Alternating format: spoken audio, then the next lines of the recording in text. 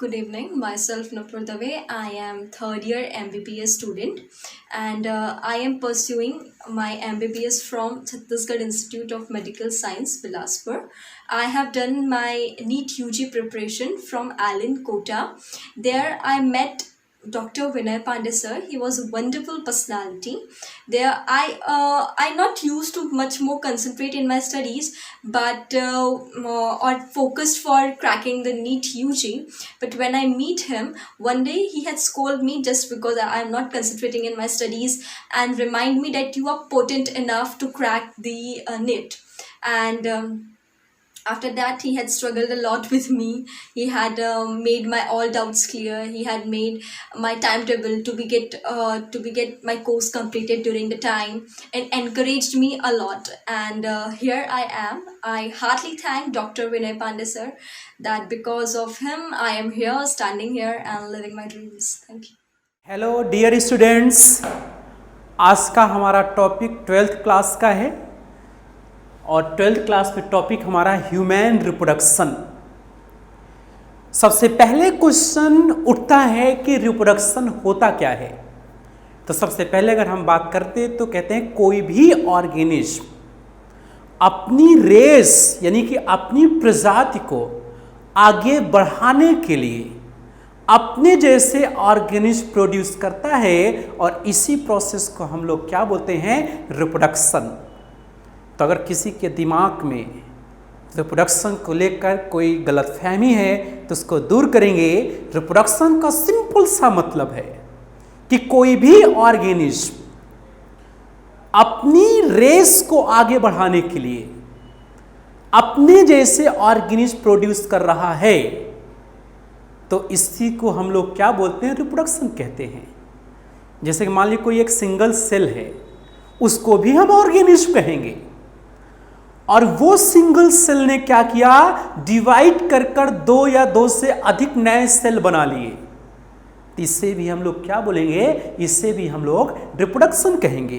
यानी कि रिप्रोडक्शन की डेफिनेशन क्या हुआ, to continue its own race and organism produces organism like its own and this is known as reproduction. This is known as reproduction. अब हम reproduction की बात करते हैं तो हमारा जो रिप्रोडक्शन है इसको हम ब्रॉडली 2 ग्रुप में डिवाइड करेंगे। एक को हम लोग बोलेंगे एसेक्सुअल रिप्रोडक्शन और दूसरे को हम लोग क्या बोलते हैं, दूसरे को हम लोग सेक्सुअल रिप्रोडक्शन कहते हैं। बोले कि एसेक्सुअल रिप्रोडक्शन क्या होता है, तो मैंने कहा कि ऐसे एनिमल्स जिनमें, या हम लोग बात करते हैं कि ऐसा रिप्रोडक्शन जिनमें गैमीट्स का फॉर्मेशन नहीं होता है, उसे हम एसेक्सुअल रिप्रोडक्शन कहते हैं। और ऐसा रिप्रोडक्शन जिसमें गैमीट का फॉर्मेशन होता है उसे हम सेक्सुअल रिप्रोडक्शन कहते हैं। अगेन रिपीटिंग, हमने कहा कि ऐसा रिप्रोडक्शन जिसमें गैमीट्स का फॉर्मेशन नहीं होगा वो एसेक्सुअल रिप्रोडक्शन कहलाएगा। इसको आप लोग पढ़ते हैं कहाँ पर, प्लांट किंगडम बॉटनी में पढ़ाया जाता है। और दूसरा हमने कहा सेक्सुअल रिप्रोडक्शन। बोले सेक्सुअल रिप्रोडक्शन का मतलब क्या हुआ, मैंने कहा कि ऐसा रिप्रोडक्शन जिसमें गैमीट्स का फॉर्मेशन होता है उसे हम सेक्सुअल रिप्रोडक्शन कहते हैं।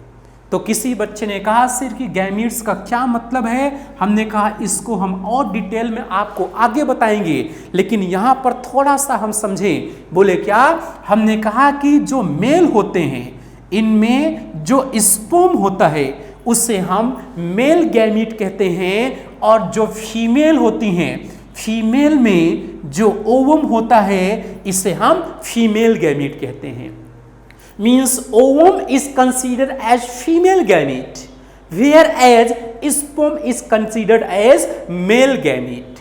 यानी कि स्पर्म और ओवम दोनों को एक साथ मिलाकर हम लोग क्या बोलते हैं, दोनों को एक साथ मिलाकर हम लोग गैमीट कहते हैं। गैमीट फॉर्मेशन की प्रोसेस को हम लोग क्या बोलते हैं, gametogenesis. We will discuss it later on in other video. यहाँ पर हम लोग आगे देखते हैं। यहाँ पर हमें अभी तक आपको बताया कि रिप्रोडक्शन कितने टाइप का ब्रॉडली हम डिवाइड कर सकते हैं, एसेक्सुअल एंड सेक्सुअल। सेक्सुअल में गैमीट्स का फॉर्मेशन होगा, मेल गैमीट को स्पर्म बोलेंगे और फीमेल गैमीट्स को हम लोग ओवम कहते हैं। इसके बाद में एक यहीं पर हम लोग अगला एक टॉपिक पढ़ेंगे, एम्ब्रियोलॉजी। बोले कि व्हाट इज एम्ब्रियोलॉजी, तो मैंने कहा कि और स्टडी या बोले कि science, branch of science which deals with all events taking place during the formation of a fetus is known as embryology। यानी कि साइंस का वह ब्रांच जिसमें हम उन सारे इवेंट्स की स्टडी करते हैं जो किसी भी फीटस के फॉर्मेशन में पार्टिसिपेट करते हैं, एक साथ मिलाकर उसे हम क्या बोलते हैं, एम्ब्रियोलॉजी कहते हैं। तो ह्यूमन रिप्रोडक्शन के दो पार्ट यहाँ पर हम लोग पढ़ते हैं, एक ह्यूमन रिप्रोडक्शन का पार्ट और सेकेंड पार्ट इसका क्या होता है, एम्ब्रियोलॉजी। इसको हम दो पार्ट में डिवाइड करते हैं। तो अभी हम लोग क्या बात करेंगे, हम लोग बात करेंगे सेक्स ऑर्गन की। तो हम लोग सेक्स ऑर्गन की बात करते हैं, तो sex organ, human sex organ की बात करते हैं तो सेक्स ऑर्गन टू टाइप्स के होते हैं। एक को हम लोग बोलते हैं प्राइमरी सेक्स ऑर्गन और दूसरे को हम लोग बोलते हैं सेकेंडरी सेक्स ऑर्गन। बोले कि प्राइमरी सेक्स ऑर्गन क्या होते हैं, तो हमने कहा कि प्राइमरी सेक्स ऑर्गन वो ऑर्गन्स होते हैं जो मेल और फीमेल में गैमीटोजेनेसिस की प्रोसेस में पार्टिसिपेट करते हैं। For example, testis in males and ovaries in female, testes in males and ovaries in females। इसके बाद में बोलते हैं सेकेंड, मैंने कहा कि सेकेंडरी सेक्स ऑर्गन। बोले कि सेकेंडरी सेक्स ऑर्गन्स क्या होते हैं, तो मैंने कहा कि सेकेंडरी सेक्स ऑर्गन्स आर दो sex organs which helps in the fusion of male and female gametes either by providing pathway और bye there secretions.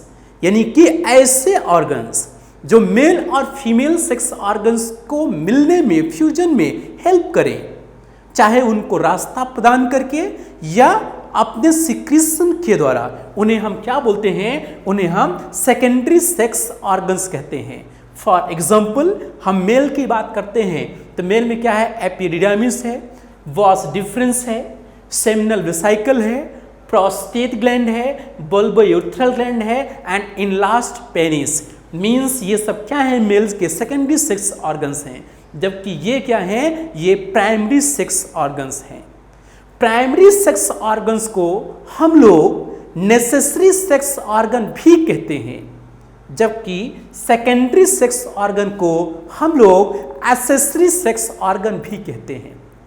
Necessary sex organ का मतलब होता है ऐसे सेक्स ऑर्गन जिनके बिना रिप्रोडक्शन की प्रोसेस पॉसिबल नहीं है, और एक्सेसरी सेक्स ऑर्गन का मतलब होता है कि इनके बिना भी रिप्रोडक्शन की प्रोसेस पॉसिबल है।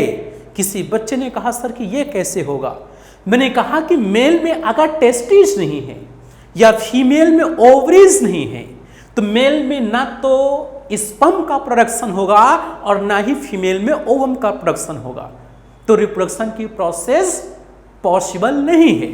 लेकिन अगर मान लीजिए कि किसी मेल में पेनिस नहीं है या ये सारे ग्लैंड्स नहीं पाया जा रहे, स्ट्रक्चर नहीं पाया जा रहे हैं, तो टेस्टिस के अंदर स्पर्म प्रोड्यूस हो रहा है, तो आर्टिफिशियली उस स्पर्म को कलेक्ट कर कर टेस्ट ट्यूब के अंदर फर्टिलाइजेशन की प्रोसेस कराई जा सकती है और रिप्रोडक्शन की प्रोसेस पॉसिबल है। लेकिन प्राइमरी सेक्स ऑर्गन के बिना रिप्रोडक्शन की प्रोसेस पॉसिबल नहीं होता है। ये हमने आपको किसके बारे में बताया, सेकेंडरी सेक्स ऑर्गन्स और प्राइमरी सेक्स ऑर्गन्स के बारे में बताया। यहाँ पर हमने मेल के सेकेंडरी सेक्स ऑर्गन्स के बारे में ये बातें बताई। इसके बाद में यहीं पर हम लोग फीमेल के सेकेंडरी सेक्स ऑर्गन्स की अगर हम बात करते हैं, यहाँ पर हमने कहा कि फीमेल जो फीमेल्स होती हैं, इन फीमेल्स के सेकेंडरी सेक्स ऑर्गन्स क्या क्या होते हैं, तो बोलते हैं कि एक तो इनमें होता है फैलोपियन ट्यूब, एक है फैलोपियन ट्यूब, दूसरा सेकेंडरी सेक्स ऑर्गन फीमेल का होता है uterus, and third is vagina, और इसके अलावा एक होता है बार्थोलिन्स ग्लैंड। बार्थोलिन्स ग्लैंड ये फीमेल के सेकेंडरी सेक्स ऑर्गन है, ये मेल के सेकेंडरी सेक्स ऑर्गन थे। Epididymis vas deferens, seminal vesicle, prostate gland, bulbourethral gland and penis.